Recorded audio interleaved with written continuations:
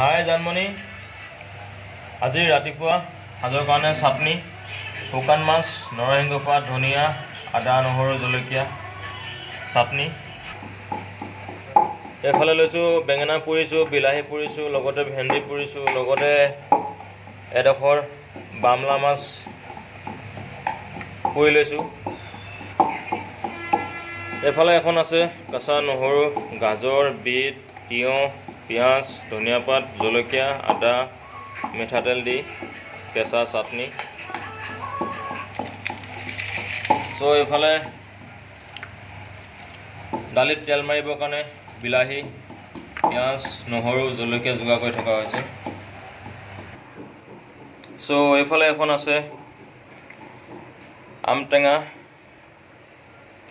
ৰুকি লৈ জলকীয়া, নিমখ দি লৈ এতিয়া চাম্বাৰ এখন, বেঙেনা বিলাহী পুৰি, শুকান মাছ দি, ভেন্দি পুৰি, জলকীয়া দি এখন পিটিকা, আদা, নহৰু, নৰসিংহ পাত, শুকান মাছ, জলকীয়া দি এখন চাটনি, গাজৰ, বিট, তিয়ঁহ, পিঁয়াজ, জলকীয়া, ধনিয়া পাত কাটি মিঠাতেল দি কেঁচা চাটনি। আজিলৈ ভিডিঅ'টো ইমানেই।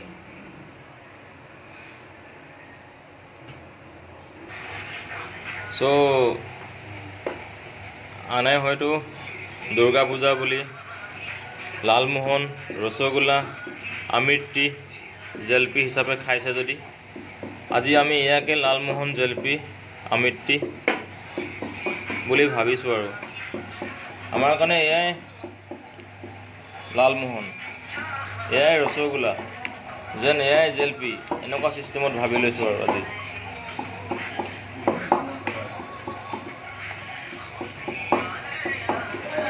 আমাৰ কপালত দুৰ্গা পূজা, লক্ষী পূজা, কাতি বিহু সেইবিলাক নাই।